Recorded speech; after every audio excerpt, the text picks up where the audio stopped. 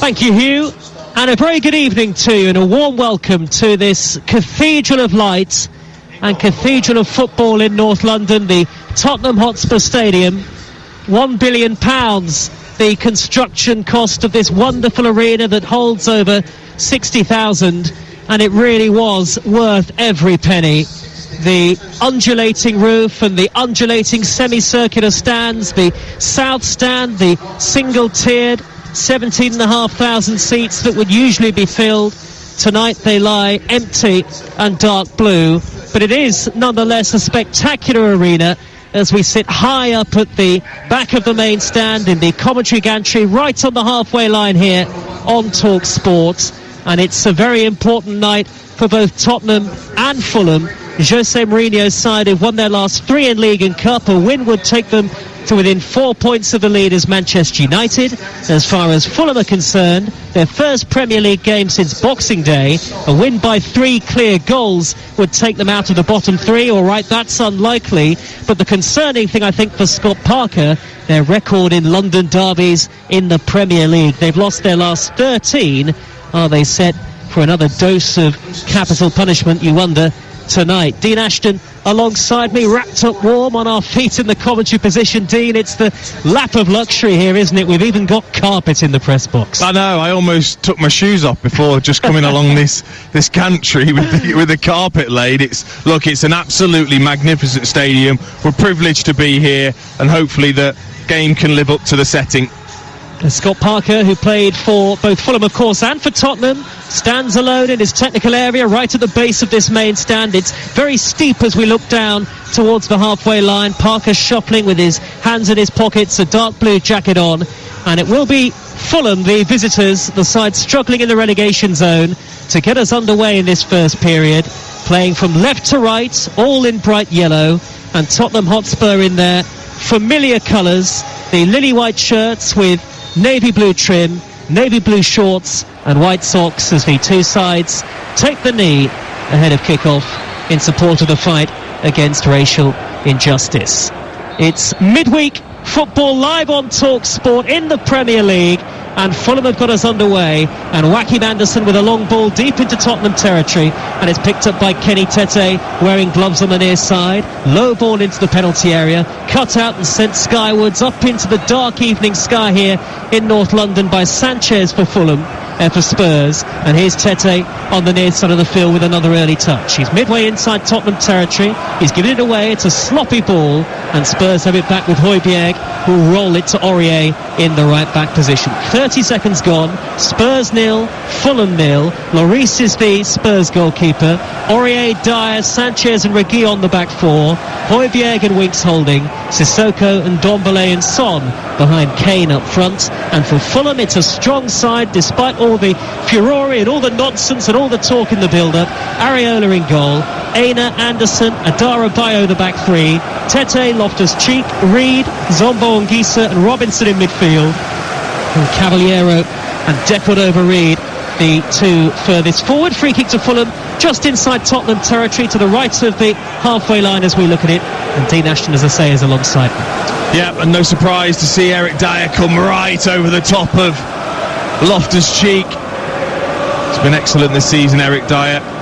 Very, very aggressive in his style, loves to try and get in front of players, get over the top of them, and just giving a dangerous free kick away though. Birthday in a couple of days, Eric Dyer, 27 on Friday. Fulham free kick, right of centre as we look at it, pumped into the penalty area, high towards Anderson at the far post, and Lloris has to go down to plunge onto the ball. The last touch of Adara Bayo, one of those 3 Fulham central defenders, tall and lanky, and Lloris, all in bright orange, able to pounce on the ball. It's Tottenham 0, Fulham 0, 2 minutes played, and you're listening to Talk Sports. Just didn't react well enough, did he? Adara Bayo at the back post. Anderson went up for the header, missed it. Adebayo just wasn't anticipating, which you would expect a forward to anticipate that the ball might not get headed. He didn't. Ricocheted straight off the kneecap, and the chance was gone. Tottenham, who were top of the table as relatively recently as December the 15th, but have won only 2 of their last 7 Premier League games. They do have an excellent record against Fulham though, as Adara Bayo turns and sends it back to his goalkeeper, Alphonse Areola, who's on loan from PSG. High flighted ball up to the halfway line as we look down onto the vast, lush green surface below, and Ndombele tangling on the lip of the centre circle with Harrison Reed, the flame-haired diminutive midfielder, and Fulham have it back on the near side with Ola Aina, one of the three centre defenders. His ball cannons off Kane and trickles through to Areola, the goalkeeper. 0-0. What I thought Tottenham did very, very well against Leeds, and this is credit to Harry Winks and Højbjerg, is they sat off, but the minute that ball looked as if it was going to be played into midfield, they would really squeeze and intercept, and that's then when they're dangerous. Cavaliero, left wing position for Fulham. He's got Robinson on the overlap. Robinson will pull it back towards Loftus-Cheek inside the penalty area. It might run for Tete here. Sergio Reguilon is there for Spurs, and he'll hammer it clear up over the halfway line. But Tottenham a little sloppy in these early stages. Yeah, what a chance that was for Ruben Loftus-Cheek. He decided to take it early. It got cut back to him by Robinson.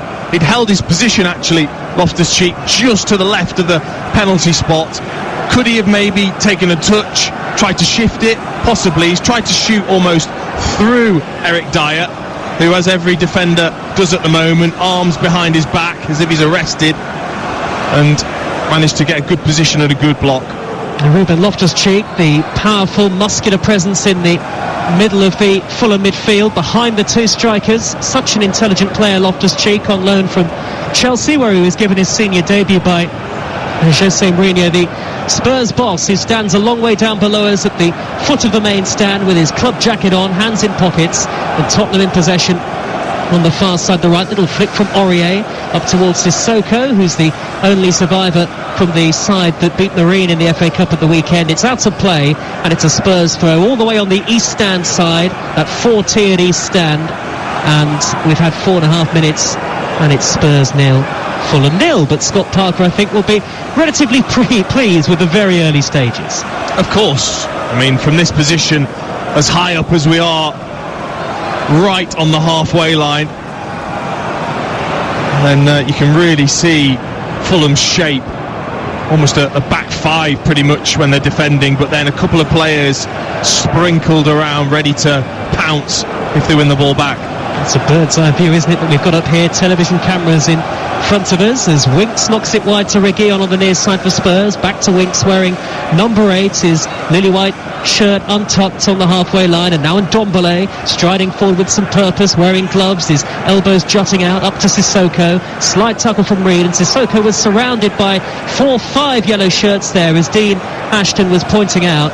Fulham very compact when they don't have possession, and they are much improved defensively in recent weeks in the Premier League. Fulham, a great contrast to the opening 8-9 games of the season. Foul there though by Zombo Anguissa, middle midfield on Ndombele, and Spurs have a free kick midway inside the Fulham half, 0-0. Taking it quickly. And here is Son, edge of the penalty area. He's got Aurier to his right-hand side. Aurier to drill the low ball in towards Reguilon, who got 2 bites at it and hammered the second effort high over the crossbar. And Sergio Reguilon, on his weaker right side, got 2 attempts on goal inside the penalty area, lashed it over the top, and he still hasn't broken his Spurs scoring duck, and it's still goalless at the Tottenham Hotspur Stadium on TalkSport. Well, he may have been beaten already once with Robinson, Serge Aurier, defensively, but I tell you what, he's given licence to get forward, full-back to full-back. Aurier on the right-hand side, played in down the side, just looked to cut that in towards the penalty spot. Reguilon, again, brilliant play for your opposite full-back to get himself into the box. Really lucky with the first shot that was bobbled basically into the defender's leg, came back to him, just didn't look comfortable. If that's on his left foot, I'm expecting something very, very different. Just didn't look natural. Here comes Adara Bayo for Fulham, crossfield from the centre circle out to the near side, the right, and Tete tries a 1-2 with Bobby Deckled over Reed, who is Fulham's top scorer so far this season. Came off the bench to score the opening goal in that FA Cup tie at QPR at the weekend. Fulham are on a decent mini run, unbeaten in 5 in all competitions, albeit 4 of those have been draws. Each of their last 4 Premier League matches have ended level. As I say, they have a pretty dreadful record as far as London derbies are concerned, but it remains goalless on TalkSport. We're in the 8th minute. Earlier on in the Premier League today, Manchester City beat Brighton by 1-0 in the 6 o'clock kick-off. And remember, you can have your say tonight once the action is over on the Sports Bar on Talk Sport with Andy Goldstein and Jason Cundy from 10. Here is Sissoko for Tottenham, midway inside opposition territory. Aurier on his outside, the far side to right. Again, Fulham with plenty of players back behind the ball. Everybody bar Loftus-Cheek at the moment, and Sissoko will have to work hard to carve out an opportunity. Corner of the penalty area, nudges it wide again to Aurier. Back in midfield and winks. And you can already see, Dean Ashton, that Spurs are going to have to be very patient tonight in possession. Yeah, and I think it's something they've struggled with, is when they've had all the possession and looked to break teams down. Fulham very, very well organised now in this new system. It's going to be tricky. It's where the top players, the likes of Son, Kane, Ndombele, have got to find something clever in such a tight area.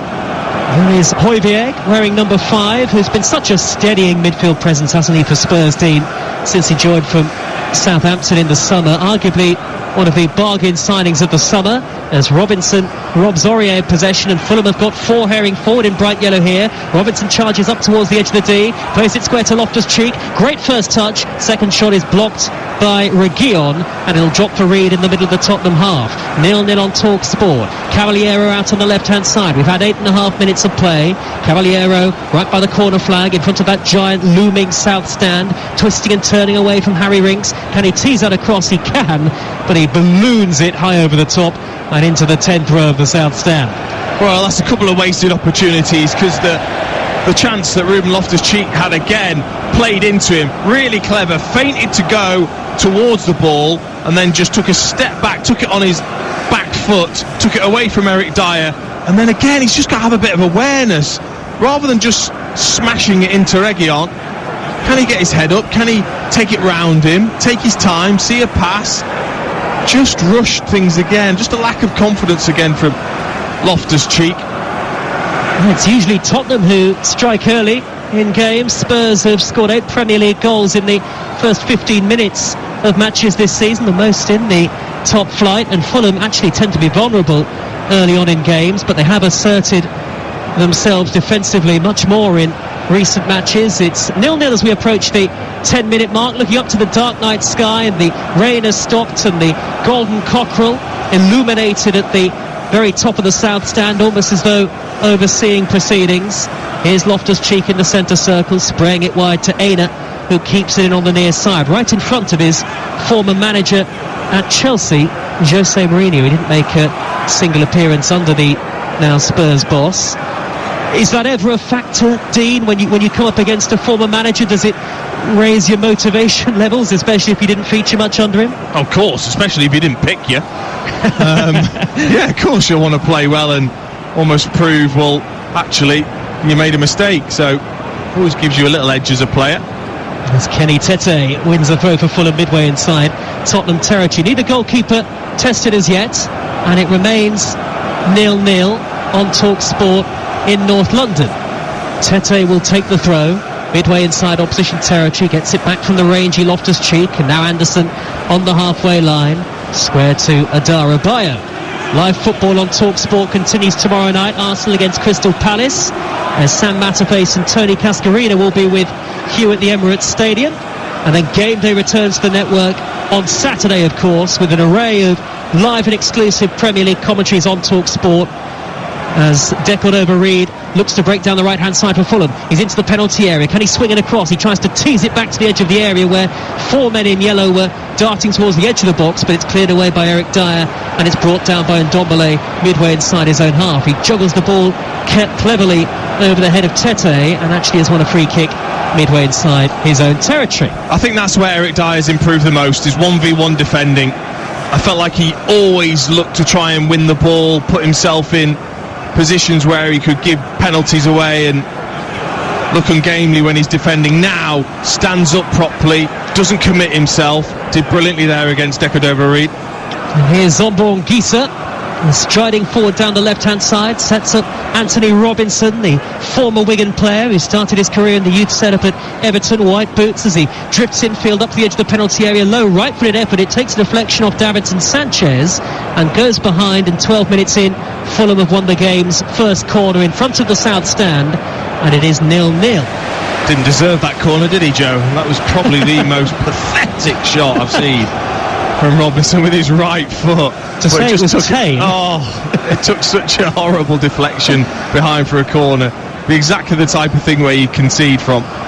It looks sometimes if you need a bit of fortune, Fulham in need of a win in the bottom three, will take anything. Caballero will certainly take the corner. He goes short, back to Robinson. Robinson swings in a left-footed delivery, missed by Sissoko, sent skywards up into the air by Sanchez. Spurs sloppy defensively there. Little flick by Sissoko towards the halfway line, and Reed will retrieve possession sharply with great tenacity for Fulham, and Aina will roll it wide crossfield on the curl to the near side of Loftus-Cheek, and Fulham looking very composed on the ball. Yeah, just growing into the game. They've got good players, given space, but Tottenham won't mind this. This is the way Jose's teams play. Give the opposition some freedom to play, and when they win the ball back, can they pounce with Son and Kane? That's a lovely crossfield ball fizzing through the air from Aina to find Robinson on the left. He swings in an early delivery over the head of the diminutive Decordova-Reid, who's not going to win much in the air. Eric Dyer with a thumping header to clear for Tottenham Hotspur. You're listening to Spurs 0, Fulham 0 on TalkSport with Now TV. Don't forget you can watch Arsenal against Crystal Palace live tomorrow night with a Now TV Sky Sports Pass for just $9.99. Search Now TV. Tete, herring down the right-hand side. Has he got the pace to beat Eric Dyer? Reaches the dead ball line, gets the cross in. Dyer slid in hard on Tete, who ended up almost on the advertising hoardings, and Dyer is hurt. The ball has gone out of play, I think, for a Fulham corner on the near side, Dean. Well, I was just going to say, this time he made the right decision again, because he needed to dive in, slide in to stop the cross from Tete, because he'd got him away, just got an extra yard of pace, but he dived in, made a great challenge. He's just hurt himself in the process, but slightly clever from Eric Dyer, because he was off the pitch, knowing there's a corner to defend, crawled himself back onto the pitch. So he can't be that bad, surely. There was a cynicism about it, wasn't there? Dyer being helped, hauled to his feet by Davinson Sanchez, and Fulham are actually going to have a throw here, it looks like, a yard or so from the corner flag. On a relatively mild night for January, the rain, as I say, has stopped, and it's still 0-0 on TalkSport. In fact, it will be a Fulham corner. Harrison Reed is over the ball, the former Southampton midfielder who was on loan at Fulham last season. Remember, they were promoted from the Championship back to the Premier League at the first time of asking via the playoffs in Scott Parker's first full season as a manager. And it's goalless in the London derby at Tottenham. Reed will drive the corner to Decordova-Reid on the edge of the penalty area. Gets it back off the deflection of Harry Kane. Fulham have won it back deep inside the penalty box though. Zombo-Anguissa curls one left-footed. Good save by Lloris. Two-handed to tip it away from danger. Højbjerg will get to the rebound. He's fouled by Robinson. The game's first serious effort on goal. Zombo-Anguissa with a rising drive, and Hugo Lloris was equal to it. Well, it still lives on, doesn't it? The Anderton-Sheringham corner, where he goes to play it in, whips it in towards the edge of the box. A player, this time it's Decordova-Reid, has peeled round the back and made that run. The shot was blocked, and you're right, Anguissa just took wonderful control of it, shifted it brilliantly with a little sway of the body, and then crashed a decent left foot strike, probably only a yard or two to the right hand side of Lloris, who made a comfortable save in the end. He's the only Fulham player to feature in every Premier League game so far this season. Andre Frank Zombo-Anguissa, he spent last season on loan away from the club while they were battling to return to the Premier League in the Championship, and still goalless at the Tottenham Hotspur Stadium. I very nearly said White Hart Lane. Of course, it's not been long since Spurs has moved here to this arena, which is basically on the same site as the old stadium anyway, in North Tottenham, just off the high road. And Ndombele, middle of the Fulham half, through to Kane, lovely first touch, sliding in is Adara Bayo with a crucial intervention. It's come back though to Son, who is 10 yards from the edge of the 18-yard box. That was a terrific tackle from Adara Bayo, Dean, just sliding in, long telescopic leg, because Harry Kane would have been in. It was equally good ball from Ndombele. I don't think Harry Kane was quite expecting it. He sort of reversed past it as if he was going to play out wide to Aurier, and then he fizzed it in between the two centre-backs to Kane, whose touch was decent, but you're right, Adarabioyo had read it and just came across in time. Really good defending. That's the voice of the former West Ham and England striker, Dean Ashton, with me, Joe Shannon, on the commentary gantry here on Talk Sport. Little touch from Kane, lip of the centre circle, just dropping deep in between the Fulham defenders and the Fulham midfield. And now Ndombele charging forward into the penalty area. Wide right is Aurier, and Son with a touch. Great save by Areola. Brilliant reactions from the Fulham goalkeeper after an instinctive effort from Son. And now Ndombele juggling the ball on the edge of the D. He's fouled, and Tottenham have a free kick. They take it quickly. In fact, the referee isn't going to allow them to do so in the end. He's pulled the play back. A yellow card for Zombo Anguissa, and this Spurs free kick is in a very dangerous position. Well, again, down that right-hand side, quick play, Ndombele, absolutely brilliant. He started this game really brightly, took it off the feet of Robinson, and then played a clever little pass down the side of Adebayo for Serge Aurier to again whip a great ball across. Son had made a dart to that near post. That's what he's so good at from that left-hand side, cutting in towards that near post. He just gets a touch, he stretches, gets the outside of his foot on the ball, and you're right. Good goalkeeping, stood tall, didn't gamble on the strike, and just hit his legs in the end. He's been great, hasn't he, Areola, since joining Fulham on loan from PSG. Got a good CV, hasn't he? He certainly does. PSG, Real Madrid.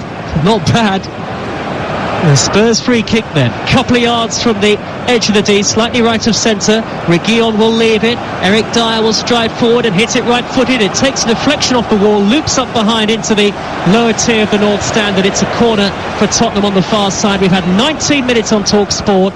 It's still 0-0, but the game is really coming into life now. He must be really good in training, Eric Dyer, because I've seen him take a lot of free kicks and not really threatened too many times, but I bet in training he must be superb to keep getting the opportunity. He's not scored for Spurs for a very long time, Eric Dyer, as Son whips in the corner towards Dyer, headed away by Adebayo, out to Ndombele, who slices the ball up into the air on the volley, and it drifts harmlessly behind and away for a goal kick. Incredibly difficult skill. Goalkeepers are the best at this at the moment. That side winding volley, it came dropping out of the sky for Ndombele, and if you do get it wrong and just get ahead of it, that's what you do, you slice it away and up and over.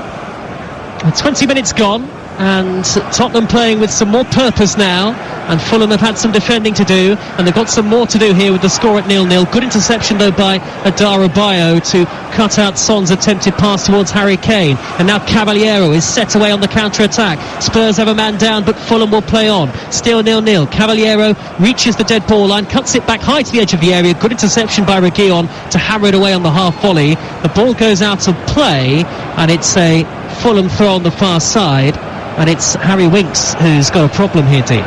Full-blooded challenge. Harrison Reed, nothing he could do. He actually doesn't make a challenge, should I say, Harrison Reed. He just stands his ground, but Harry Winks comes through, clears the ball, and then kind of rolls and twists himself. Probably looks like I probably would if I tried gymnastics, all in the wrong position, arms and legs going opposite directions. Luckily he's okay, he's up and about. Probably still better than me, Dean. That's for sure. There's still 0-0, and you're listening to Talk Sport, where game day returns, as I say, to the network on Saturday, including Wolves against West Bromwich Albion from 12:30 on Talk Sport. Fulham's next game at home to Chelsea, live with us at 5:30 on Saturday, and that's followed by Leicester against Southampton at the King Power Stadium. I'll be alongside Chris Iwelumo in the East Midlands for that one, and Talk Sport 2 will bring you back-to-back games from the Championship on Saturday as well. Middlesbrough Birmingham at 12:30, and then Cardiff against Norwich at 3, as Fulham win a free kick just 10 yards or so inside Tottenham territory to the left of centre. Anthony Robinson out in the left wing position, back to Reed, bit of mud on his yellow shirt, angles the ball back to Robinson again on the far side of the field, once more into a central position, and now Aina on the halfway line finds Joachim Andersen, who is the Fulham captain in the continued absence of Tom Kearney at the moment. Cavaliero trying to reach a flighted ball downfield. Davinson Sanchez wants to shepherd it out of play, just has enough strength to do so, and it's a goal kick to Spurs and Hugo Lloris. That rule will never change, will it? No. The centre-backs can basically see out the ball from the penalty spot all the way to the touchline with the striker trying to get round him. Spoken as a former striker, of course, but I do get it. I can't. I get your it's point. funny, I can never let it go. No matter how much I want to be neutral, that striker instinct in me just will never leave me. Bad memories? It's just part of life, I think. Everything I do, I think of it in a striker's instinct terms. Midway through the first half, Dean Ashton and me, Joe Shed, and your commentary team on Talk Sport, where it's still 0-0. For the latest odds, head to Betfair, the official betting partner of Talk Sport's Premier League coverage. Right now you can get Spurs at 10-11, Fulham 9-2, the draw 9-4. That's all thanks to Betfair. More ways to bet, more ways to win. 18 plus, begambleaware.org. Smuggled away by Anderson for Fulham up towards the halfway line. It's returned with interest though by Højbjerg. Square to Winks, who's recovered from that brief injury. Floated high into the penalty area on the angle towards Reguilon. Good covering by the defender Tete, but it's come back to Harry Kane, who looks to loop the ball into the penalty area. Miscued header away by Loftus-Cheek, and it'll fall for Ndombele, right of centre. Dinks it in towards Son with a header, and another wonderful save by Areola.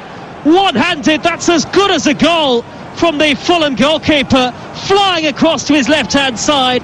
One of the saves of the season in the Premier League so far. Absolutely outstanding, wasn't it, from Areola? Do you know what he did so well? Because it's a great ball from Ndombele again into Son. What he does is he stands up for as long as possible and doesn't gamble and just waits to see where the header is, and his reactions are so good. Corner from Son, whipped into the near post, headed away by Adarabayo, comes out to Winks on the volley. That was well blocked by Harrison Reed. And Alphonse Areola, who has at the start of the night the fourth highest save percentage in the Premier League of goalkeepers who played 4 or more matches. He's been worked hard this season, but he's been very effective when called upon. That was world class, wasn't it? It was, and that's a world-class pass as well from Højbjerg. Out to Reguilon on the near side. That's a great cross for Kane! Diving header into the net, and Tottenham have the lead. What a flying header from Harry Kane into the corner, off the post on its way in. And Harry Kane gets another goal in a Premier League London derby. Another goal against Fulham. He scores against them every time he faces them. And it's Tottenham 1, Fulham 0. Well, you'll get away with it once against this duo of Son and Kane, but you won't get away with it twice. Another free header. What an unbelievable cross this is from Reguilon. If I'm a striker, I'm saying, Sergio, just put this a couple of yards away from the penalty spot and let me attack it. Harry Kane does, and it's an old-fashioned centre-forwards diving header. We don't see it enough. Just heads it into the ground, in off the post, no chance for the goalkeeper. What a delightful goal that is. I tell you what, Dean Ashton, you've been happy with that?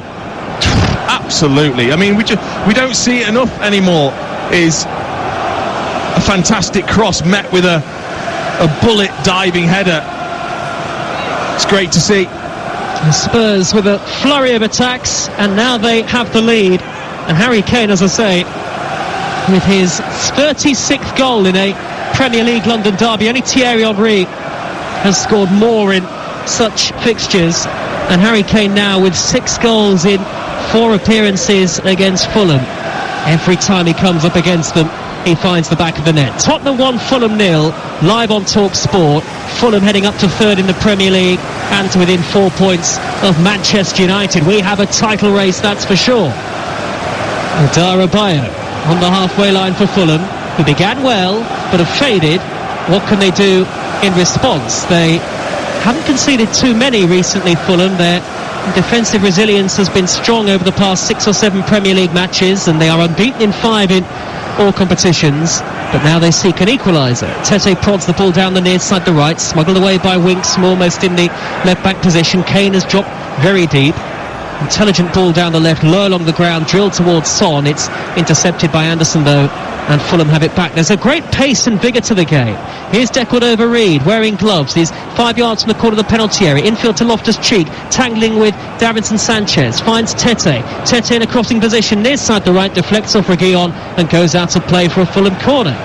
Yeah, they won't give up, Fulham. They'll still continue to play. But Scott Parker will be so disappointed with the defending, both from the Son chance and from especially Harry Kane's goal, because that ball got switched 40 or 50 yards from Højbjerg out wide to Reguilon, there's plenty of time as a centre-back to make sure that you're marking your men, and especially where Harry Kane was. Nobody within 4 or 5 yards of Harry Kane, and it's not as if he had to make any particularly good, clever movement for it. 27.5 minutes gone. Spurs 1-0 up. Corner to Fulham, in by Caballero, up towards Adara Bayo. Good header away by Moussa Sissoko from the edge of the 6-yard box. It's come out to Caballero again. This time it's a left-footed in-swinging delivery. Nodded away this time by Harry Kane, and Kane went down and gets the free kick from the referee tonight, Paul Tierney. And Spurs all of a sudden, with the assistant João Sacramento delivering instructions long way down below us on the near side touchline, they suddenly look quite comfortable, don't they, Dean Ashton? It's a great position for them to be in. It's a position that I think they feel comfortable in. I think the only difference is that, well, obviously we're coming up towards the half-hour mark, and if we get to half-time and it's still 1-0, they've tended to really sit back on their leads, Tottenham, whereas at the moment they're just in a good patch of this match. Can they keep that going? Can they keep dominating, get the second goal, maybe get the third goal? Then you can relax and sit back. Jose Mourinho was at his belligerent best, wasn't he, earlier in the build-up to this game, right at the start of the week. He was at pains to stress that Fulham shouldn't be complaining, in his opinion, about the late confirmation of this rescheduled game. And Spurs have come out fighting, and they lead by 1-0. Here is Winks on the halfway line, out to the near side of Reguilon, long sleeve white shirt, forward towards Sissoko. Sissoko holds the ball up well in front of Aina, plays a little 1-2 with Winks, and that's good, neat football by Tottenham.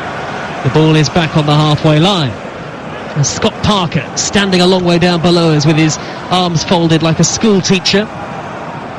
Spurs, one of his former clubs, and actually Jose Mourinho, one of his former managers. The two worked together at Chelsea, and Parker was sold by Mourinho to Newcastle in 2005. I'm sure he doesn't hold it against him. And Ndombele, midway inside the Fulham half, sliding in to intercept his Robinson. It's hacked away, only to Winks, and Spurs have it back with Ndombele, squaring infield to Højbjerg, plays a little 1-2, and Ndombele on the corner of the penalty area, threads it through for Aurier. Great cross towards Kane, who should have scored.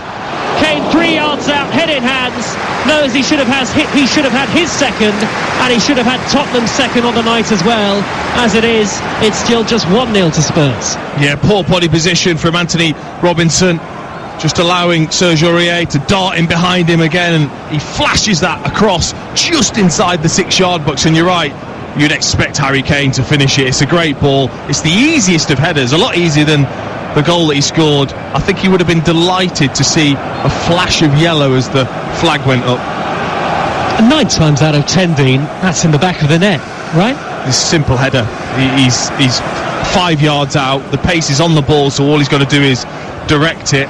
Got it horribly wrong, and luckily for him, the flag did go up. I think Serge Aurier was a fraction offside. Harder than the header that he scored for the opening goal, that's for sure. But it'll be a worry for Scott Parker. I said before the game that left-hand side certainly would be an issue with Tete, who hadn't played much football, and Son just gives you a real issue because he drifts deep and then he'll drift inside to give Tete that thought of, do I need to go and pick him up? And then Reguilon will be on the outside, and it's the same on the other side with Serge Aurier. At the moment, that is probably the difference between the two sides, is them two wide areas. And Fulham, as you pointed out as well, Dean, it is a back five, isn't it, when they don't have possession? Long line of players in yellow, and then Reed and Zombo-Anguissa in front of them. Tottenham 1, Fulham 0. Live here on Talk Sport. Floated forward by Kane, up to the edge of the penalty area in Sissoko. Towering header away by Adara Bayo, and then it's hooked up into the dark skies by Anderson towards the halfway line, but only to relative safety for Fulham. Harry Kane has it back, dropping deep, out wide to Reguilon, whose wonderful cross set up that opening goal. Reguilon on loan at Tottenham from Real Madrid. And now Son with the dark hair in the centre circle, square to Sanchez, and now Aurier in front of that huge, sadly empty east stand, picked up by Winks.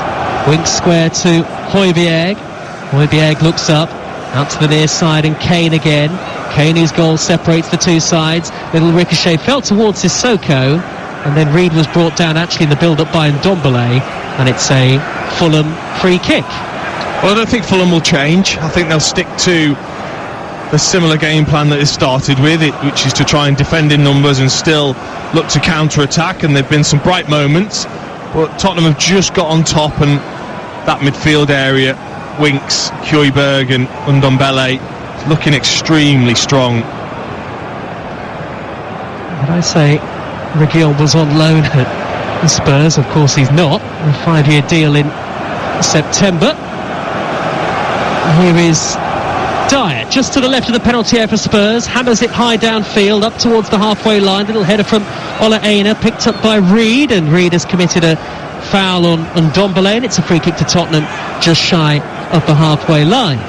Lots of banners all around the Tottenham Hotspur Stadium, behind the goal to the left, and lower tier of the stand opposite, spelling out "To dare is to do," the Tottenham motto, and "Come on you Spurs," says another. Quite eerie, particularly in the bigger stadiums, isn't it, Dean? You really feel the absence of supporters even more when there are 60,000 or so empty seats. Yeah, and when you can hear the echoes of the players' voices and the coaching staff, it is very odd. It very much feels like the old reserve days that I played in. Tottenham heading third in the Premier League as things stand. Son will whip the ball cross-field out to the right-hand side, and Aurier brings it down, swings in an early delivery, headed away by Anderson from the penalty spot, up into the air, little flick by Winks, almost back for Sanchez, but Cavaliero with a neat interception for Fulham, and then a free kick given again by the referee. It's a little stop-start at the moment, isn't it, with 11 minutes plus stoppage time of the first half remaining. After that sloppy start defensively from Tottenham, it's very similar to the game against Leeds, where they allowed, and that's a great ball to Loftus-Cheek, who's in between the Fulham midfield and defenders, knocks it wide to the near side, and Kenny Tete's first time cross, Loftus-Cheek on the volley, just wide of the far post. It would have been a stunning goal from the Chelsea loanee, and Scott Parker knows it, striding up and down his technical area, and Loftus-Cheek made decent contact, but just squirmed wide of the post. Well, it doesn't matter how good your defensive shape is, if a ball as good as that from Adebayo gets all the way through your midfield, fired through to Loftus-Cheek, who, as he took the touch, he swiveled at the same motion, played it out wide, and then the ball from Tete was brilliant, just floated back into him, and he just fell as if he was falling. It wasn't a full overhead kick where you launch yourself into the air. It's like he was falling back onto his sofa and was just looking to twizzle his legs across in that scissor motion. He was inches away. I think Lloris probably would have just had it covered, but still, great technique. That's a great way of painting the picture as well. Is that how you collapse on the sofa at home after commentary with us? I guess it is, yeah. Forward by Winks for Tottenham, high down the right-hand side. If there's kids ever listening, that's the way to practice your overhead kicks, is pretend falling onto your sofa and flicking your legs in a scissor motion. Just like Ruben Loftus-Cheek. Exactly. Just like Dean Ashton. Dean Ashton in 1992.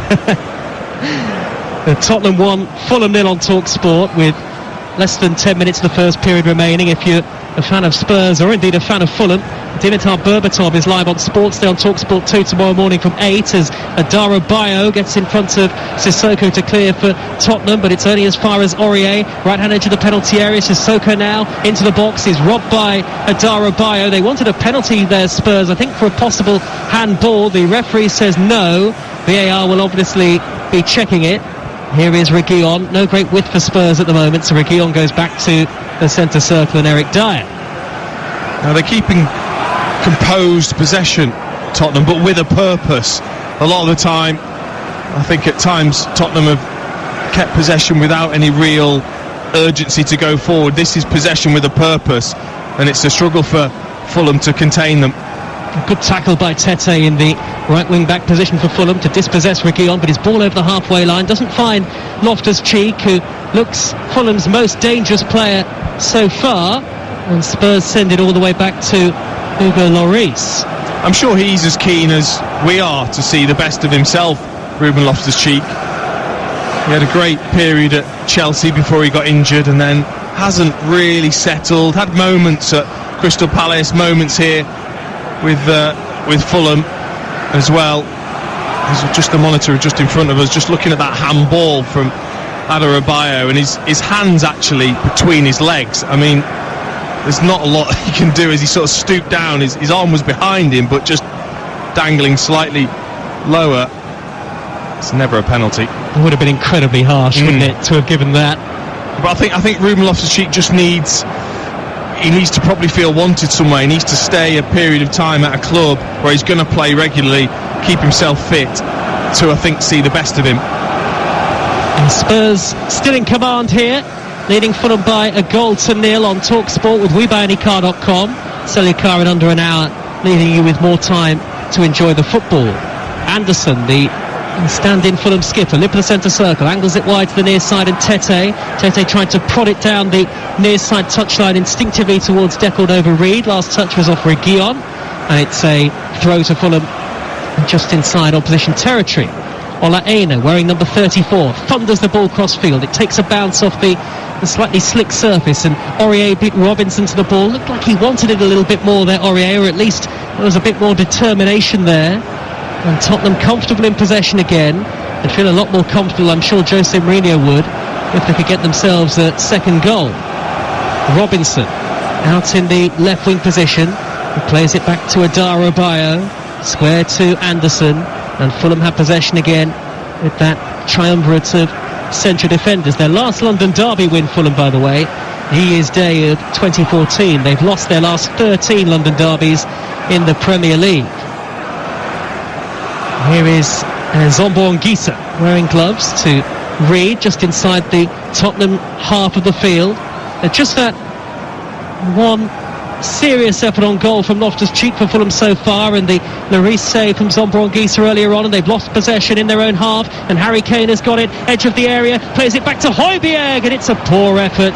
First time straight at Areola, and Pierre-Emile Højbjerg, who hasn't got a great scoring record and hasn't scored for Spurs, never looked likely to do so then. Oh, anyone else but him, honestly. I'd rather see Hugo Lloris in that position than Højbjerg. He never looks confident when he gets into them positions. I think all he's got is just a sort of hit and hope. But that actually opportunity that came across from Harry Kane, he just tries to side foot it in, but there's no conviction whatsoever.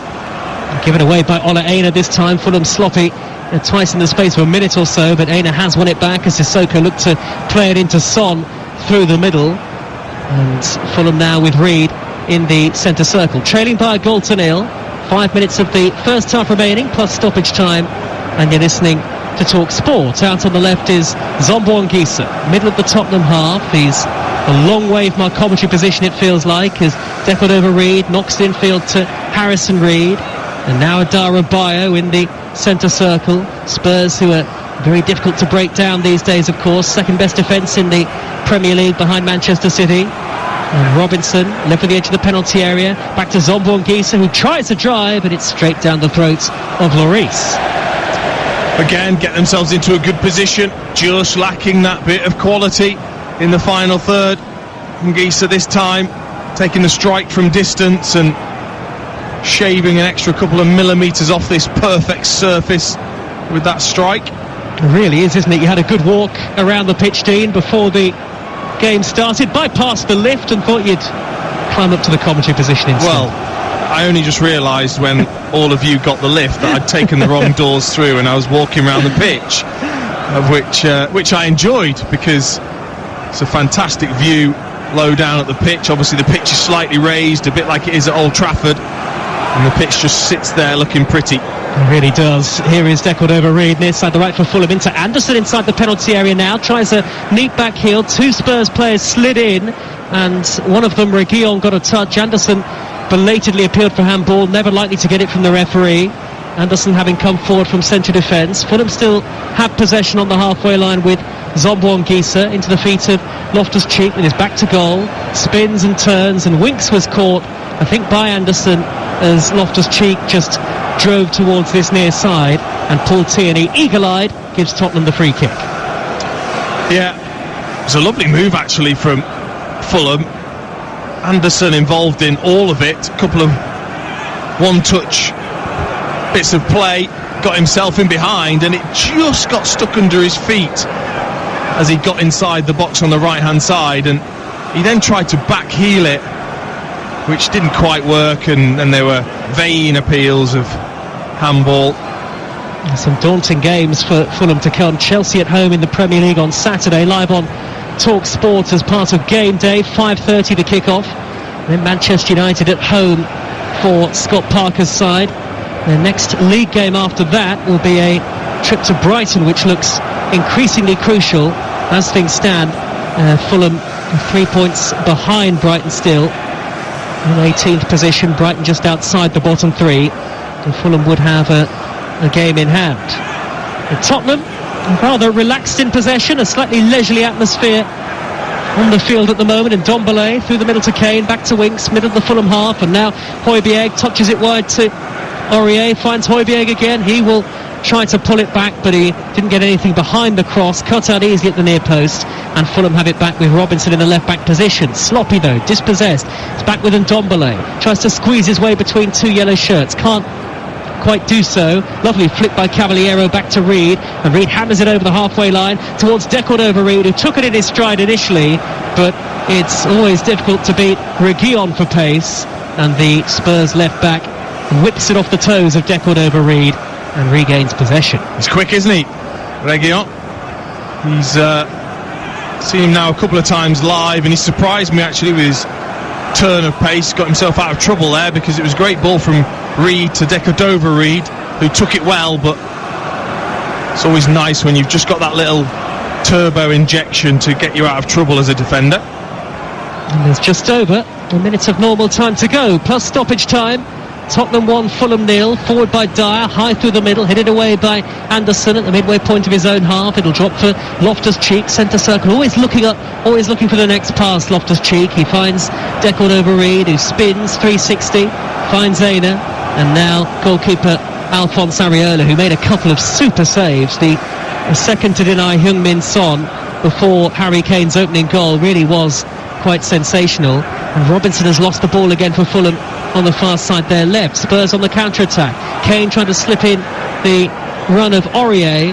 This time Robinson does get back, and he smacks the ball into touch, and it's a Spurs throw at the bottom of that huge East stand. Well, I'd be really pleased if I was a Tottenham supporter. I think their intent when they've been in possession's been superb. It's been crisp, there's been good movement, interchanging the positions of the front four, backup play of the two holding midfield players as well. It's looked incisive when they've gone forward, which is what you'd want. Defensively solid, but plenty of creativity in the final third from Tottenham. A minute of added time at the end of the first half, 1-0 to Spurs. Remember, tomorrow night we're staying in North London on Talk Sport for Arsenal against Crystal Palace at 8 o'clock. And we'll have full live commentary with Sam Matterface and Tony Cascarino alongside Hugh in the chair, live from the Emirates. And Spurs now have a free kick just at the lip of the centre circle. Paul Tierney wants a word with Harrison Reed for that tackle on Ndombele. Just a talking to, I think. He's so hard to get the ball off, Ndombele. He's got brilliant close control. Even if the ball looks as if it's getting away from him, got such lower body strength that he's able to keep control of the ball while holding off defenders. He's got a bit the same sort of style as Moussa Dembele, maybe not as controlled, but with a bit more flair. Half-time whistle goes. Jose Mourinho strides purposefully down the tunnel. Tottenham into their stride. They've won their last three in League and Cup, and they fancy their chances this evening of moving 4 points behind Manchester United. Harry Kane with the opening goal, a flying, diving header after 25 minutes, in off the post beyond the Fulham goalkeeper Areola, who before that had made two outstanding saves to deny Heung-min Son. Fulham with a relatively strong side despite all the pre-match talk, but as things stand, heading for another dose of capital punishment. It's Tottenham 1, Fulham 0 on Talk Sport at half-time. Thank you, Hugh.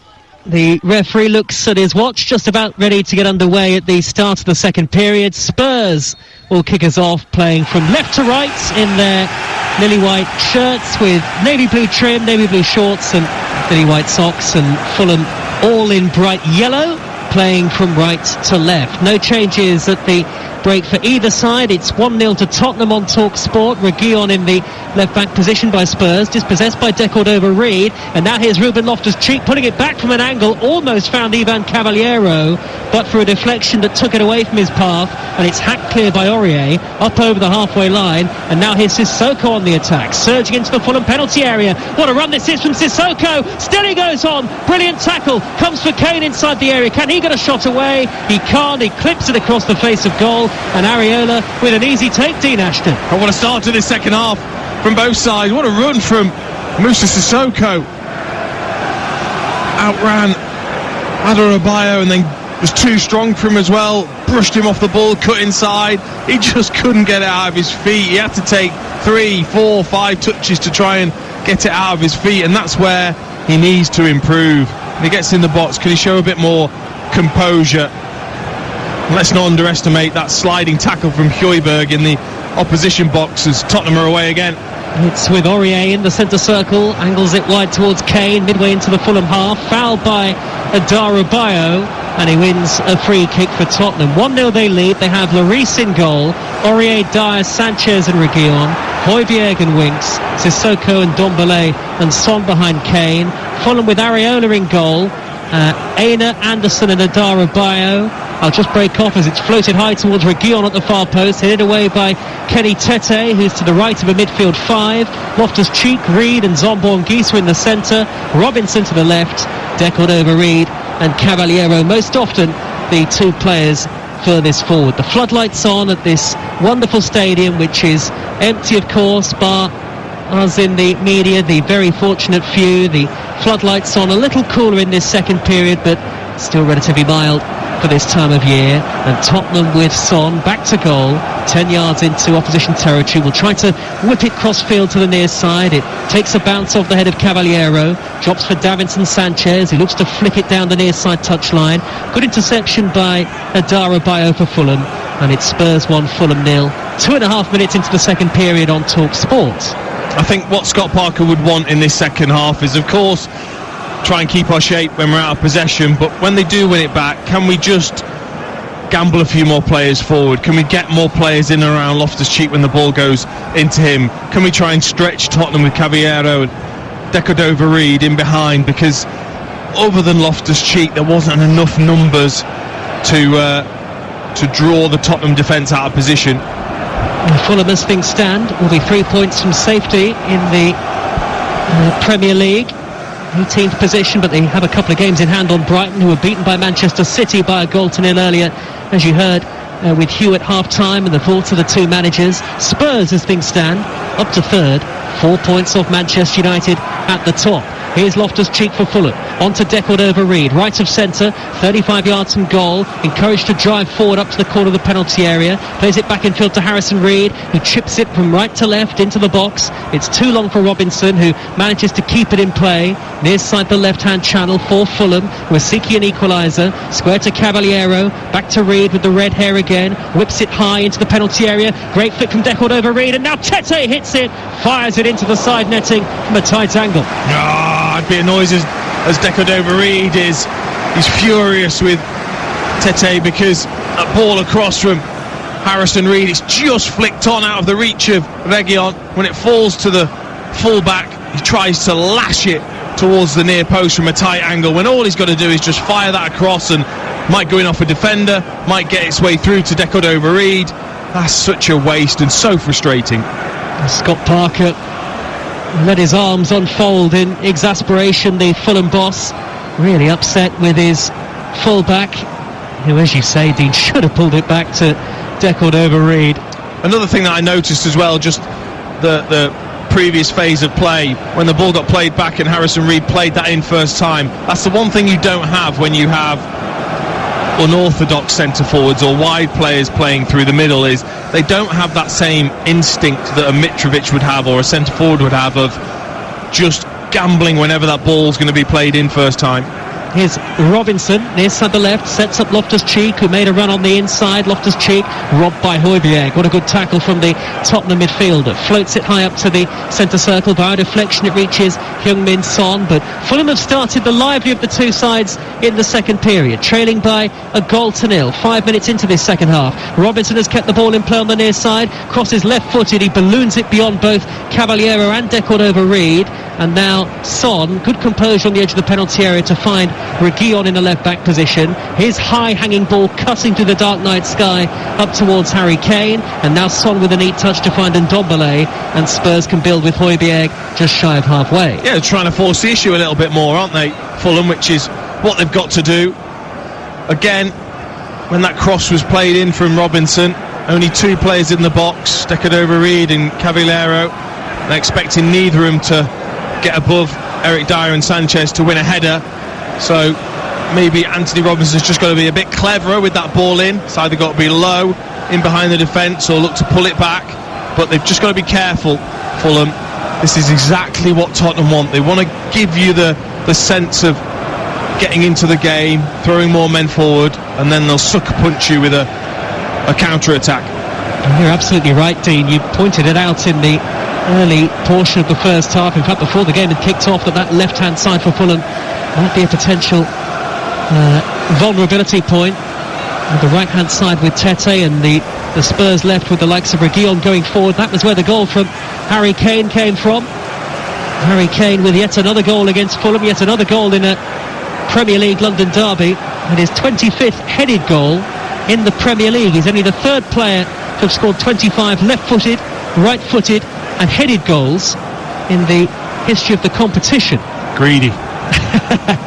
Who do you think the other two might have been? Wild stab in the dark. Robbie Fowler and Andy Cole. A foul on the halfway line and a free kick to Fulham, which Robinson will take. Plays it back to Adara Bio, long sleeve red shirt, which is hanging untucked. Talk Sport live from the Emirates tomorrow night, so we're staying in North London for another London derby of sorts. Arsenal against Crystal Palace. Kick off at 8 o'clock. Sam Matterface, Tony Cascarino alongside Hugh in the chair, as Højbjerg gets in front of Ruben Loftus-Cheek, and ever industrious, ever tenacious, does a lot of that diligent defensive work for Tottenham, Pierre-Emile Højbjerg. And Sanchez will send it back to Hugo Lloris, who's only really had one save to make in the game so far, Dean.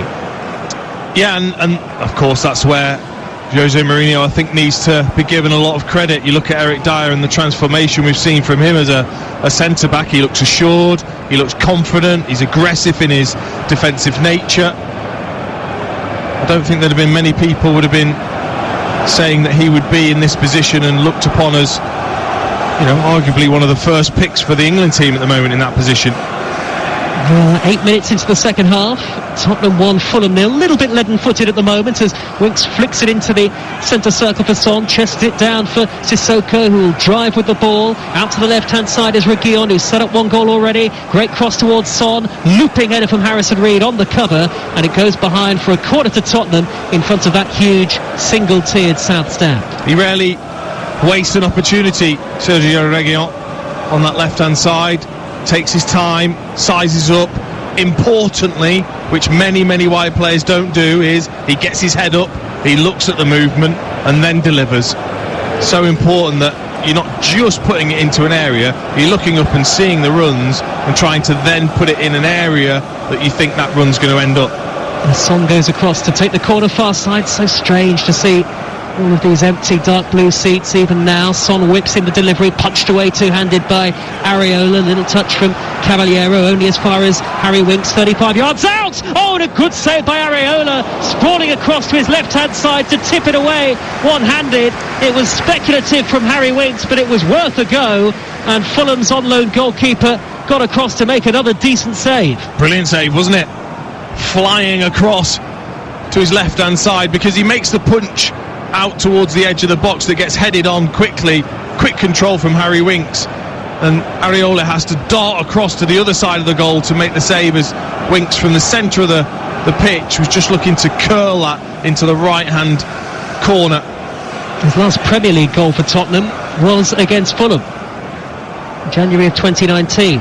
Heung-min Son will take the corner, out swinging up towards Dyer, and the little touch off Sanchez, was it? No, it came off a Fulham player on the edge of the 6-yard box, and it goes behind for another Tottenham corner. Spurs lead by a goal to nil on Talk Sport, 10 minutes into the second half, and Dean Ashton, Fulham have got to be really careful here that they stay in the game and don't concede a second. Yeah, of course.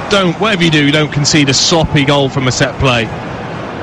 Plenty waiting inside the penalty area. Everyone back for Fulham. In by Son to the near post. Little flick by Højbjerg. Comes out to Winks on the edge of the area. He lofts it high. And then the shot from Sissoko straight into the gloves of the goalkeeper. Might have been offside anyway. In the end, it was easy for Areola regardless. His throw out towards Tete, who was slow to react. Reguilon seizes upon it. Charging down the Spurs left like a man possessed. Foot in from Nzombo Anguissa.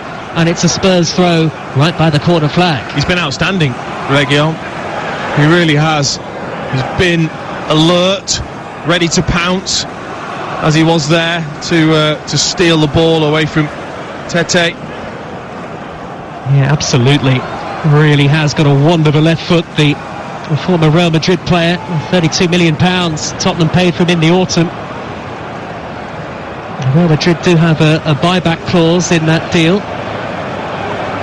And Spurs will be desperate that they don't activate it at any point. Forward by Reguilon again, down the middle, easy for Joachim Andersen, the Fulham skipper, the Swede wearing number 5, and it's played wide to the near side of the field, and Fulham look to charge forward with Robinson on the near side of the field.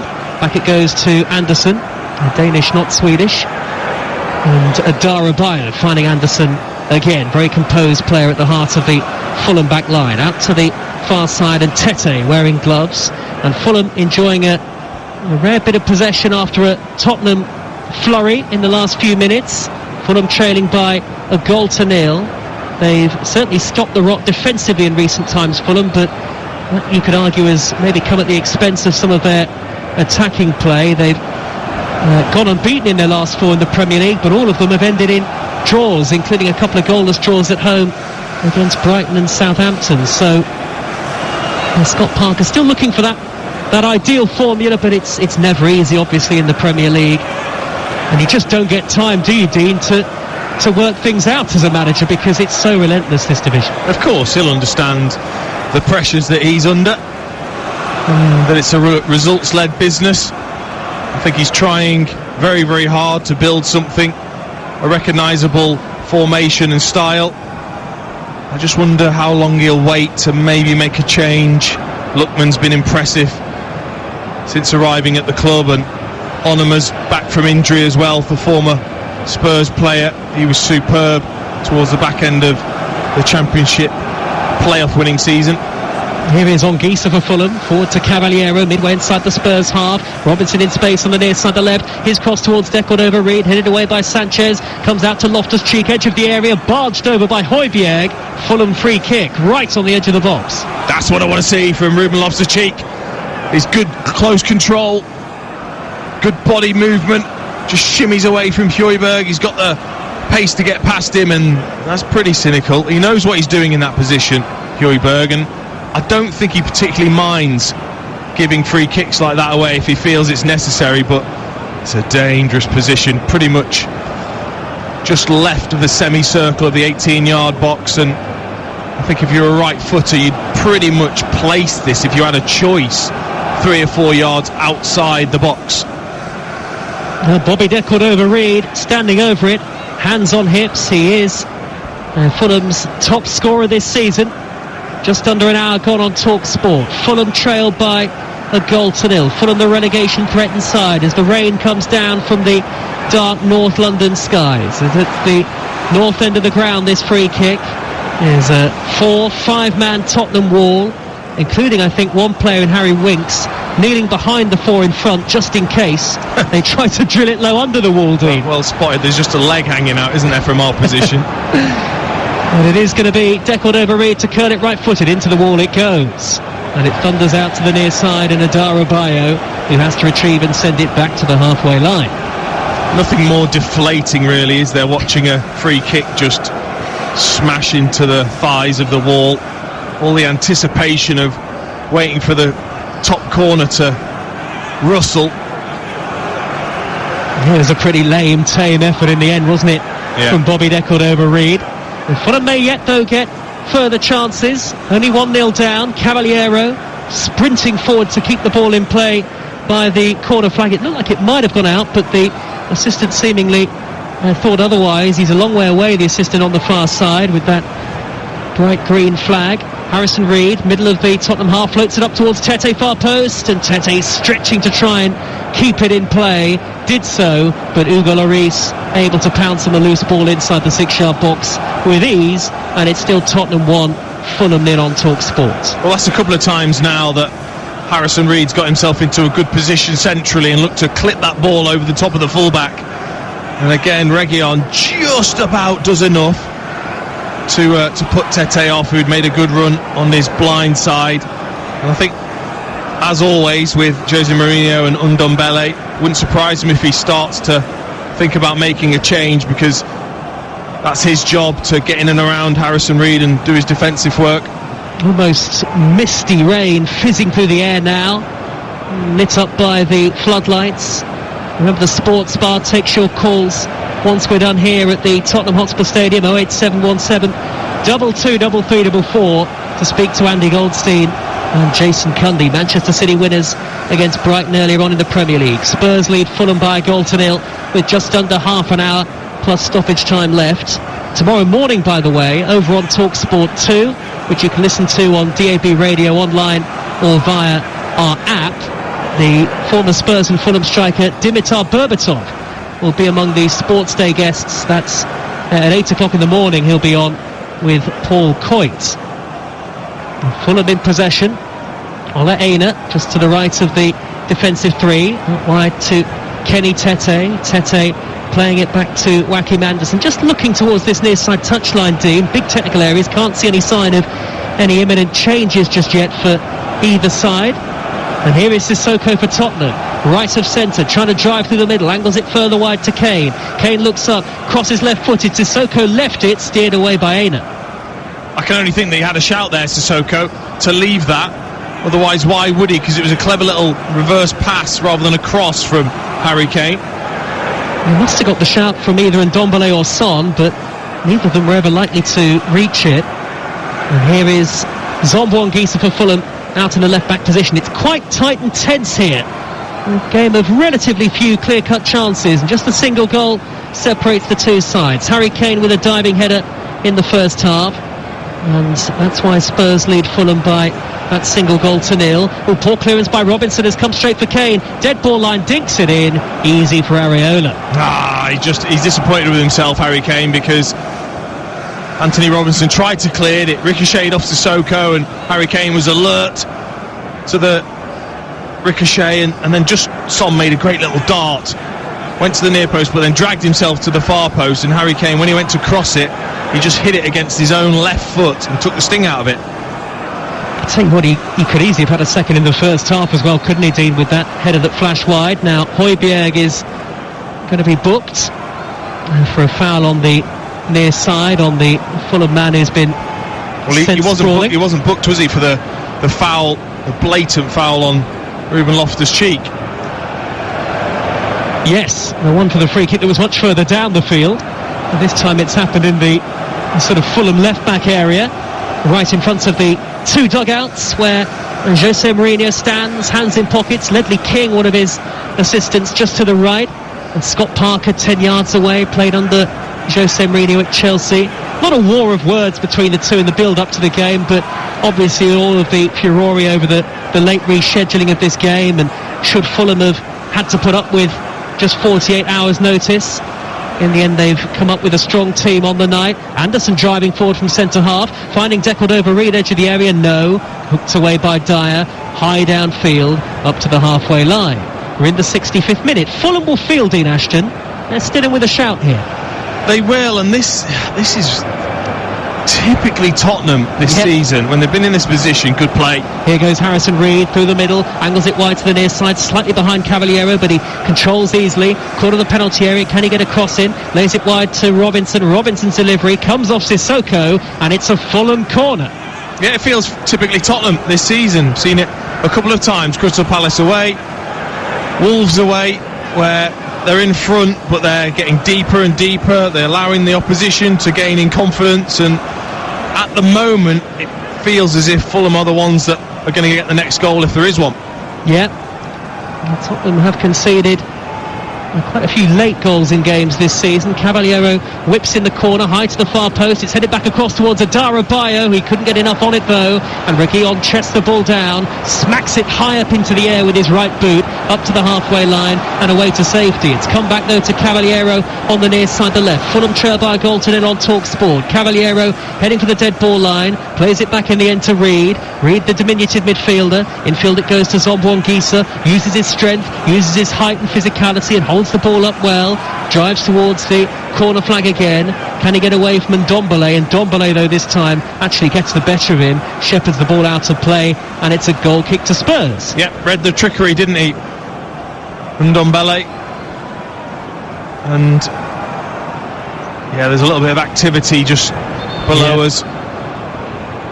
And it's the change, I think, Dean, that you might have expected, and I wonder whether this might mean a slight reshuffle for Fulham, because Kenny Tete is coming off and Ademola Lookman is going to take to the field. It remains to be seen whether Lookman might swap places with Bobby De Cordova-Reid, but just getting some final instructions from Scott Parker is Ademola Lookman, who drives onto the field, the man who has been a very creative influence for Fulham so far this season, on a season-long loan from Leipzig in Germany.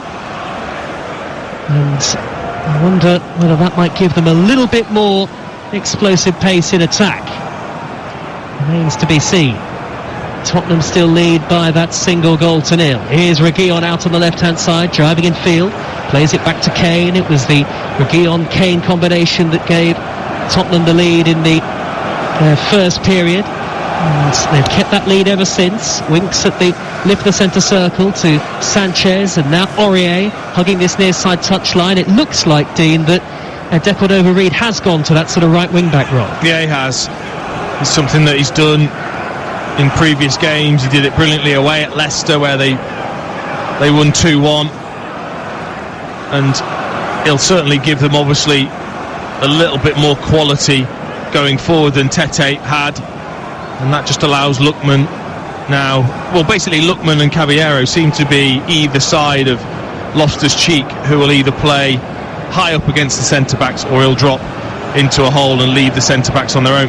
Lookman robbed by Sissoko, and now Ndombele can stride forward into the penalty area, weaving one way and then the other, surrounded by yellow shirts. One of them, Reed for Fulham, gets a foot in, and Fulham can counter-attack maybe, with Zombo-Anguissa playing from right to left here as we look at it. Fulham from high up in the main stand, right on the halfway line, our commentary position, and now De Cordova-Reid on the far side of the right wing, finds Caballero. De Cordova-Reid makes a good run into the penalty area. Caballero rolls it square, heavy touch from Lookman on the edge of the D, fouled though by Aurier. It was one of those where you wonder whether it was a little harsh maybe from the referee, but Paul Tierney was in a good position to see it, and Fulham have a free kick here in a dangerous position.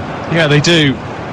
Aurier, he's just so eager to win the ball that his body position's never particularly very good, and therefore Lookman was just able to pretty much bounce off him and win the free kick. And probably a little bit too far out for a shot, unless you want to try and catch the goalkeeper off his guard, looking at sort of 35-40 yards out. I think they'll probably look to dink this in or try something clever. Anderson and Adarabayo both forward. It's flicked high towards Adarabayo at the far post, headed away, comes back to Zombo-Anguissa, right-handed to the penalty area. Can he get away from Højbjerg, who's jockeying Zombo-Anguissa all the way as a cold, chilly wind sweeps through the press area here at Tottenham, who lead by a goal to nil. Just over 20 minutes left. This is Talk Sport, and here comes Robinson, near side the left for Fulham, out to the substitute Lookman wearing gloves, back in field to Loftus-Cheek, on loan from Chelsea, 5 yards from the edge of the penalty area. Spurs with everybody back behind the ball, even Harry Kane here. Aina looks wide to the right hand side, he's managed to find Decordova-Reid, who turns away from one and then two in white and blue. Decordova-Reid, lovely 1-2 with Caballero. Fulham building here. Loftus-Cheek edge of the penalty area. On to Lookman, the substitute, dances one way and then shoots with his left foot at a very tight angle. It's blocked to the near post by Sanchez. Comes back up to Robinson. Lofts in the delivery. Headed away by Eric Dyer. Fulham look dangerous here. And Tottenham, while they're not hanging on, have got some defending to do as Harry Kane slides in, and Harry Kane wins Tottenham some breathing space and a throw in the right back position. Yeah, Lookman, the perfect position for him, just getting inside the box, 1v1 against Aurier, fakes two, curl into the far right hand corner and then sort of drags it away from Aurier down towards the byline. Davinson Sanchez got his teammate out of trouble with a sliding challenge to stop the cross, and that has been Tottenham this season. They defended very well at times. They certainly have, and they may need to do so for the remaining 20 minutes here. It's a lot of pressure to withstand though, isn't it? When it's not necessarily needed.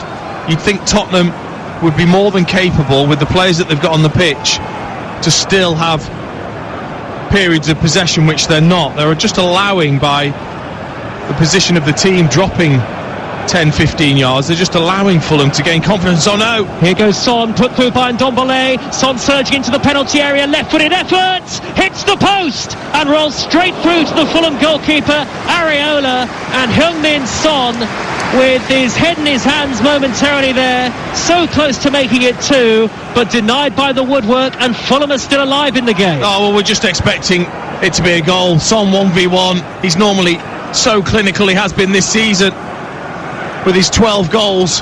It was a slip from Harrison Reed, who just gave the ball away to Ndombele. All he had to do was play the ball through for Son, and he doesn't catch it. On his left hand side, looks to strike it across the goalkeeper and just bobbles the ball past him agonisingly against the inside of the post and into the grateful arms of Areola. He'll be disappointed because he didn't strike it the way he wanted to. That's former England striker Dean Ashton. Still just Spurs 1, Fulham 0. For the latest odds, head to Betfair, the official betting partner of TalkSport's Premier League coverage. Right now, Spurs 1-4 as the ball is floated high downfield up towards Caballero, headed away by Davinson Sanchez. Fulham 29-1, the draw 5-1. That's all thanks to Betfair. More ways to bet, more ways to win. 18 plus. BeGambleAware.org. Suddenly it's quite feisty in the middle of the field, and suddenly, Dean, you really get the sense Fulham believe here.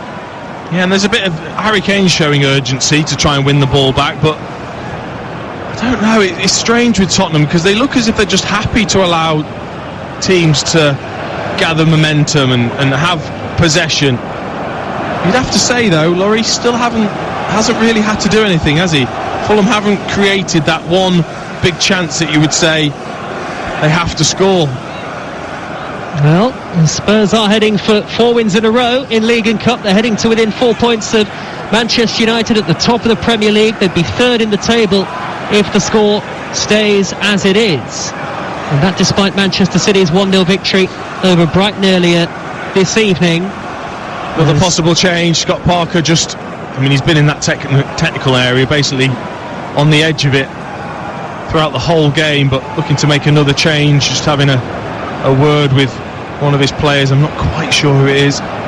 He's wrapped up warm, isn't he? Hat on and jumper on as Lookman tears down the left for Fulham, swings in a great delivery, and the header is in! And Caballero has nodded it beyond Hugo Lloris, and with 16 minutes to go, Fulham are level in North London. It's Spurs 1, Fulham 1. Well, we've seen 2 magnificent headers in this game. First of all, Harry Kane in the first half, and this time Caballero with an equally outstanding header. And again, the delivery is so good. I mean, it gets to the byline, Lookman, brilliantly, and he stands across up again to the penalty spot. Eric Dyer can't quite get it. He's reaching his neck as far as he can. It just shaves his head, but there's Caballero staring at the ball the whole way. He doesn't try and snatch at the header, he just guides it into the far post. And Scott Parker, big fist pump on the near side touchline when that goal went in. Ivan Caballero with the second goal that he scored this season, and what a header it was. And it's 1-1 on Talk Sports, and Jose Mourinho has reacted straight away by taking off Harry Winks and bringing on Eric Lamela. And you called it, Dean Ashton. If you sit back and you invite teams on, then they are liable to create opportunities, and so it has proved. And Fulham are potentially heading for what would be, yes, their 5th Premier League draw in a row, but would be a very creditable point. And it would be 2 points dropped for Spurs. I'm sure that's how Mourinho would see it. Well, it has been.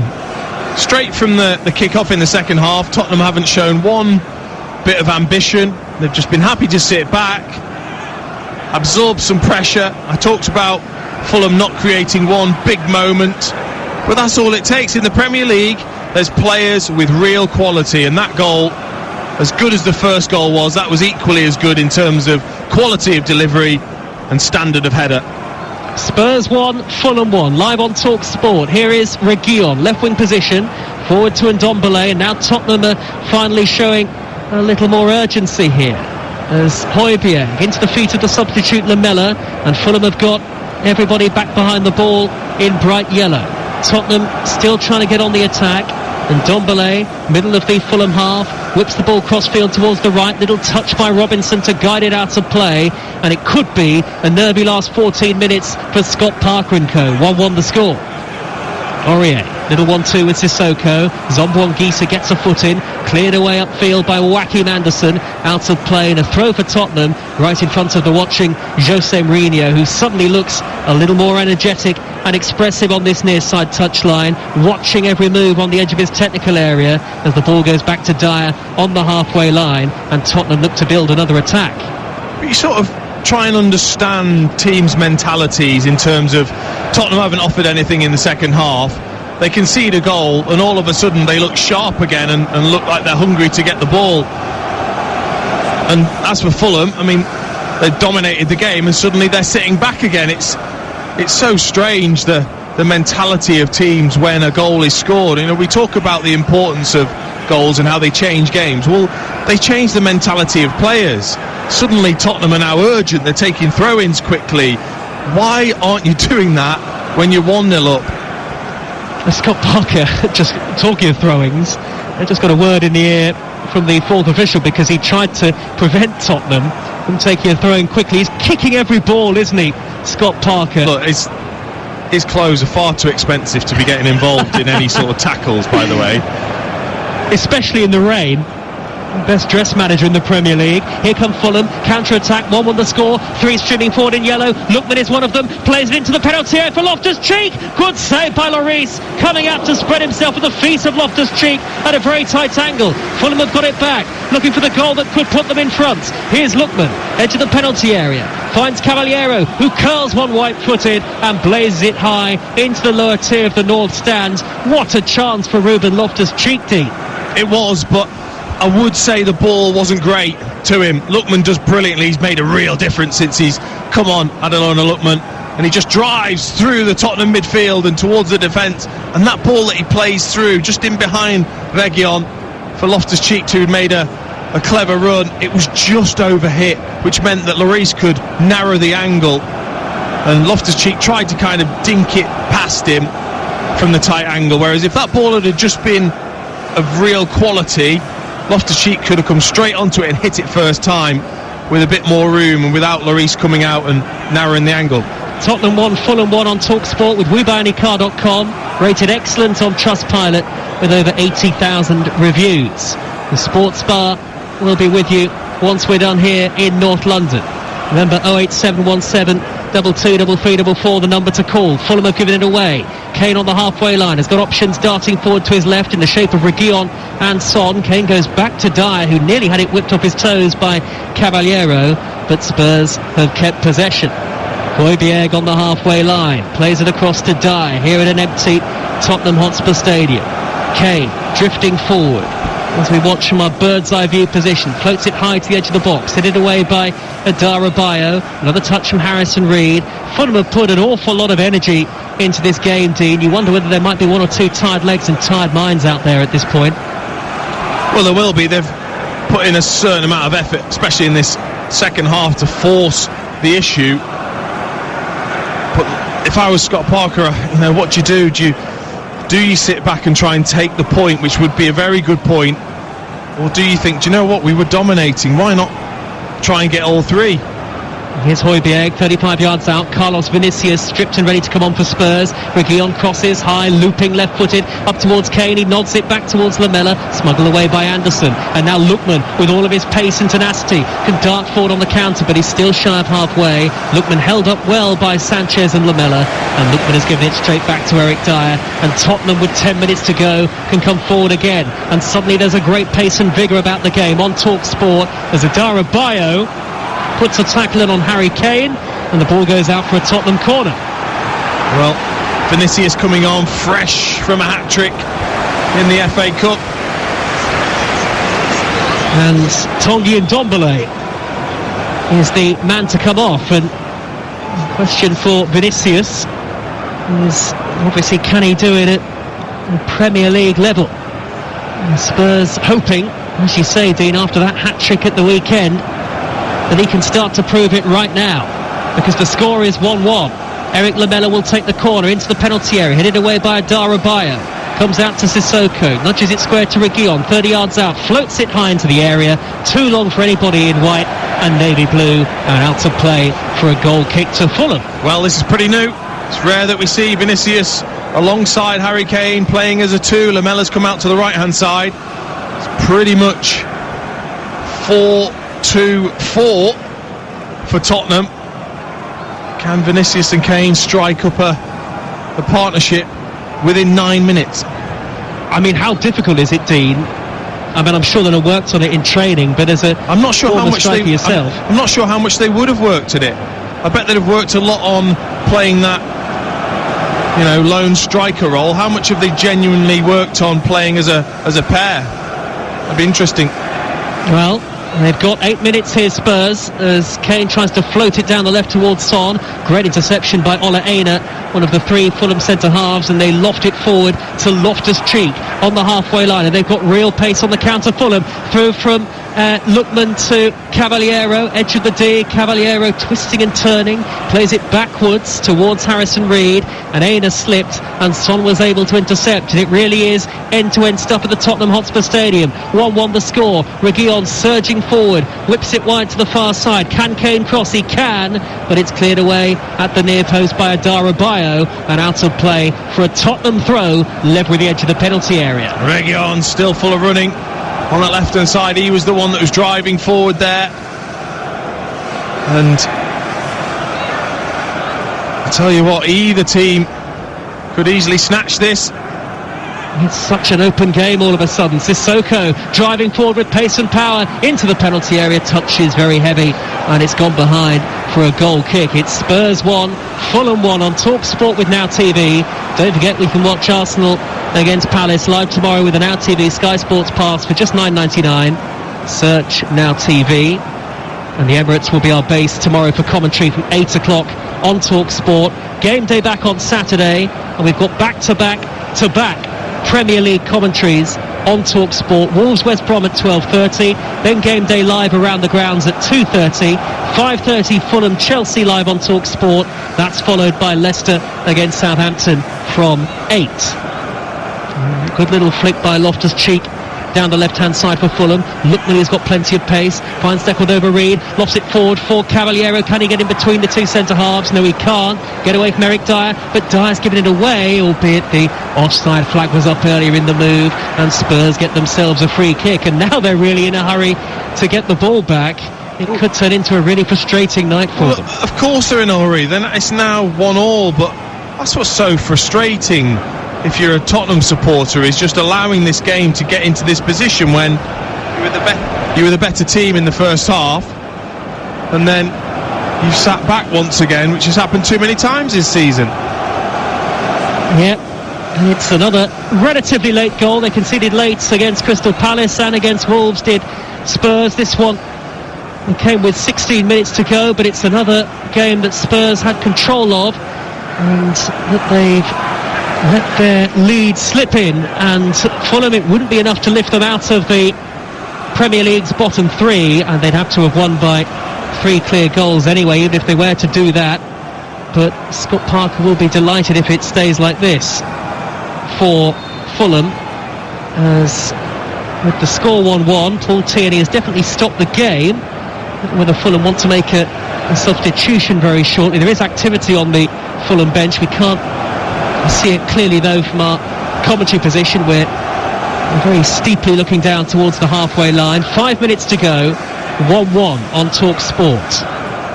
Sissoko from the centre circle pops it back to Eric Dyer, all the way through to Hugo Lloris.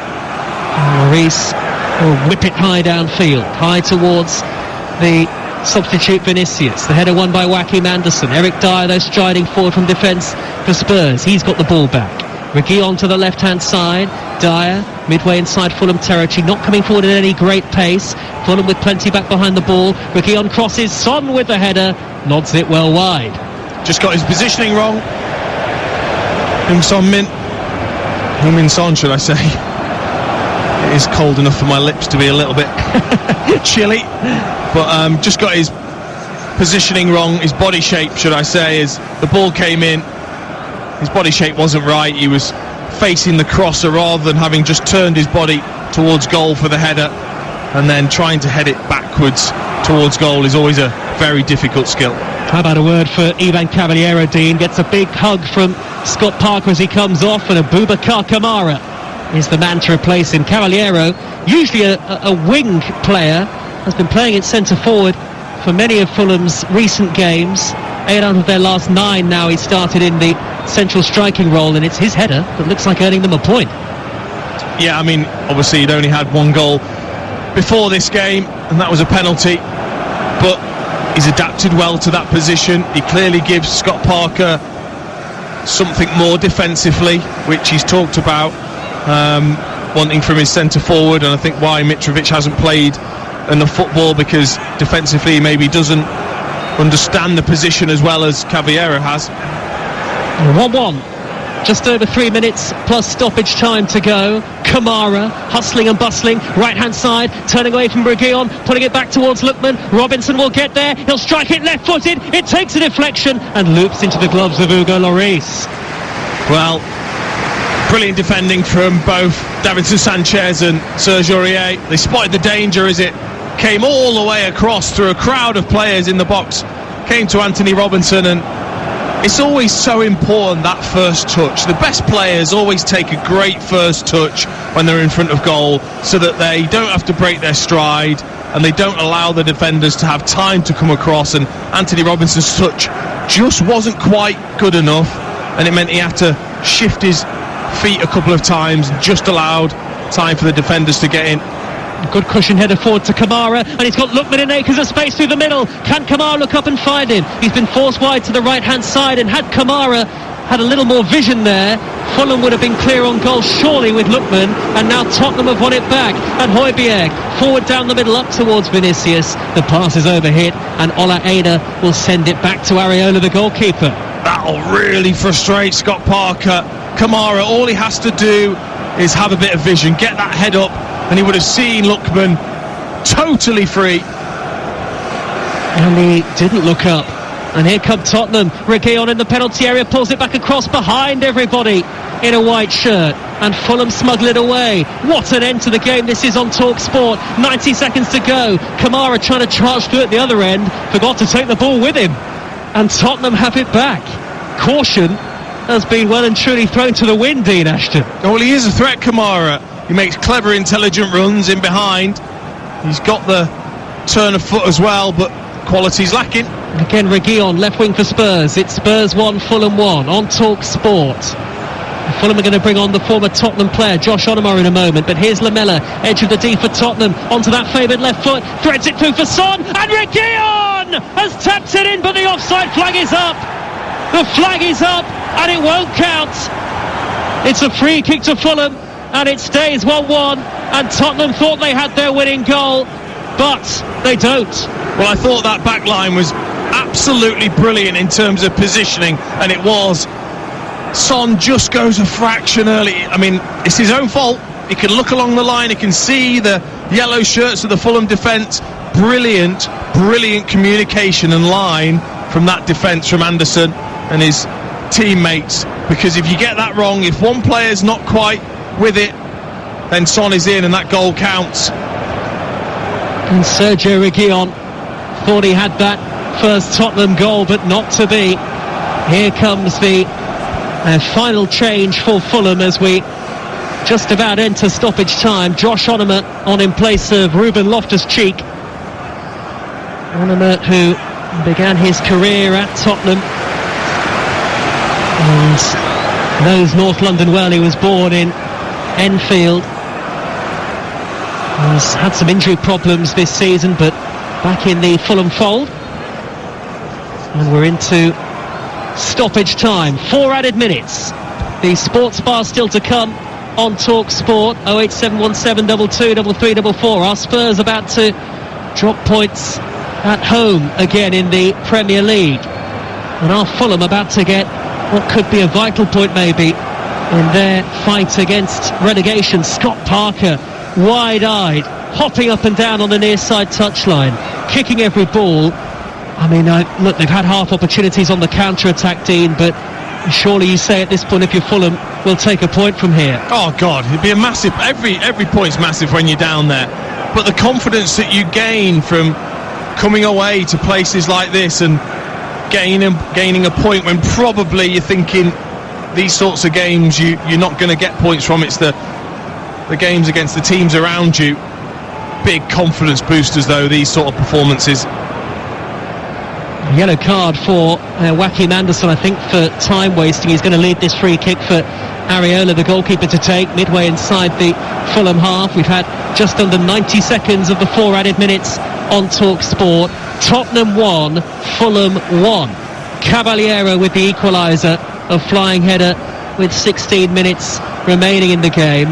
Areola will pump it long for Fulham, deep into the Tottenham half, header away by Sanchez, lofted forward, just a casual swing of the left boot from Zombo-Anguissa, out of play. Tottenham throw in the right back position. And it is difficult though when you've sat back for most of the half to suddenly just switch it on and off and suddenly have that rhythm that they had in the first half.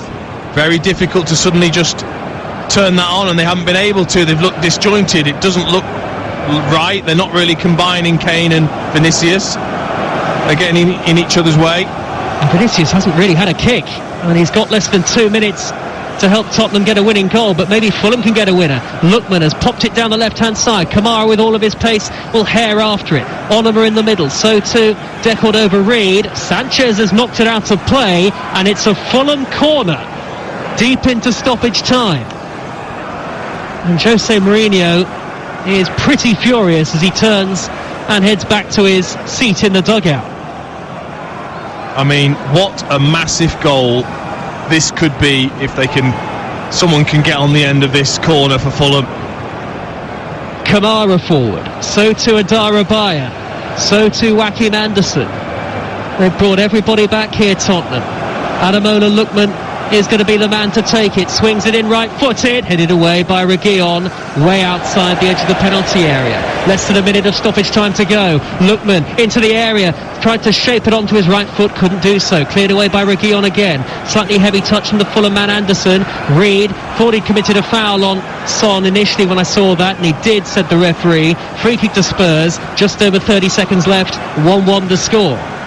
Just got to see it out if you're from Fulham's point of view. Tottenham are going to send virtually everybody forward, even though this free kick is in their own half.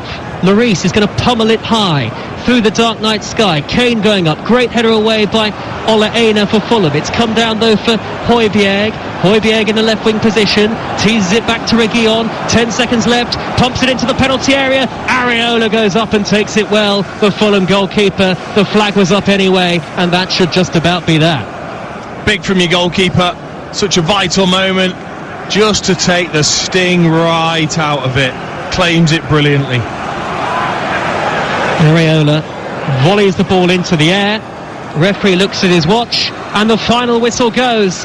And Tottenham missed the chance to go third in the Premier League table. They drop points in the top flight again. It's a massive point, you feel, for Scott Parker and Fulham.